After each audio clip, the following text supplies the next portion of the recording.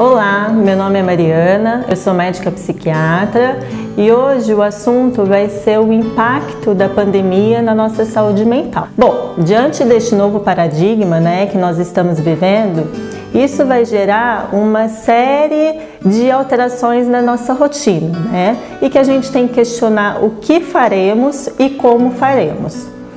A gente tem que ter em mente que essa doença, essa pandemia para a nossa saúde, ela pode ser devastadora, tanto nas crianças, quanto nos adultos, tanto nos idosos. Por quê?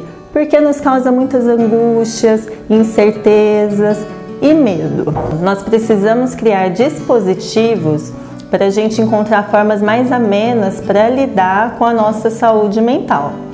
E também pensarmos no coletivo e em prol da sociedade. Esta pandemia nos traz 3 momentos que nós temos que pensar. A primeira fase, que é a chegada do vírus, a segunda fase, que é o enfrentamento à doença, e a terceira fase, que são as consequências pós-pandemia. Bom, pensando então na primeira fase, que é o início da pandemia, então o vírus chegou. Ele nos traz muito medo e muita ansiedade. Esses 2 fenômenos, eles são relacionados, só que é necessário a gente diferenciá-los. O medo é uma ameaça eminente, é algo voltado mais para o presente. E a ansiedade é algo mais para o futuro, quando nós antecipamos. Então, uma característica importante desses 2 fenômenos é o foco de apreensão. E, obviamente, neste momento, o foco de apreensão está sendo a contaminação. E isso vai gerar uma série de alterações comportamentais, como o isolamento social e a redução do contato físico.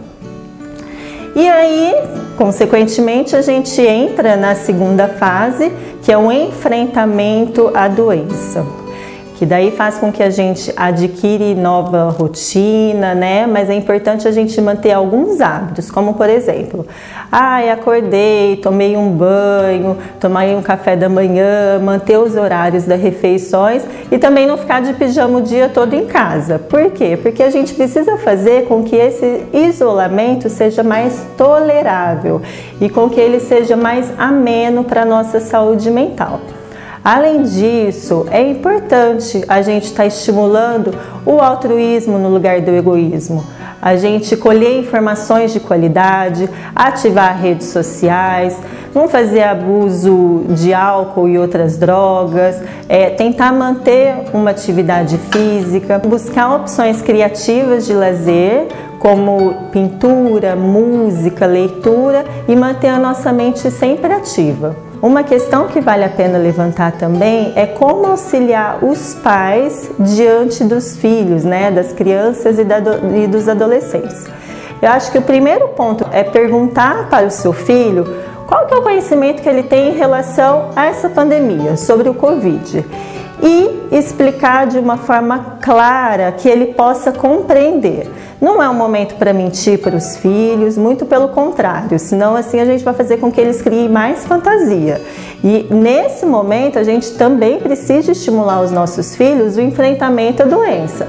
E uma forma que a gente pode estar estimulando é com que eles aprendam conosco como que nós estamos enfrentando essa doença. Deixe-os saber que tudo bem eles se sentirem chateados. E é importante a gente compartilhar com eles como que a gente tem lidado com o nosso estresse. Um ponto extremamente importante que a gente não pode estar esquecendo também é como lidar com os idosos. Aqui sim é o momento para a gente estar usando a tecnologia ao nosso favor e aproximar dos idosos, fazer com que eles aproximem mais dos jovens através dos dispositivos da tecnologia.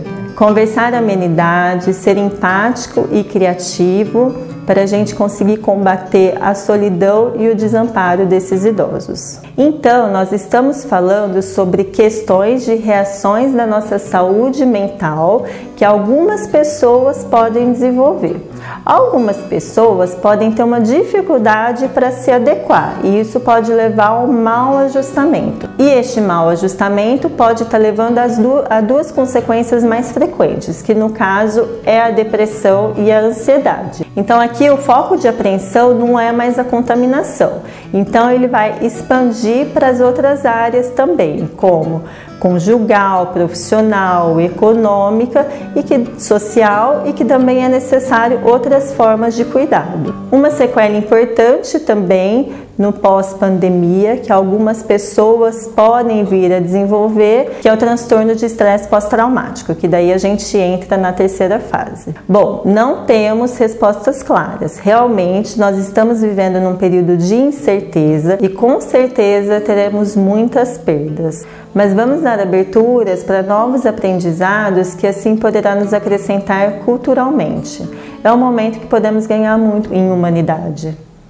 É isso que eu quero estar falando sobre hoje. Se vocês querem assistir mais conteúdos informativos, sigam e curta a Unimed São Sebastião do Paraíso no Instagram, Facebook e YouTube. Um abraço e até a próxima!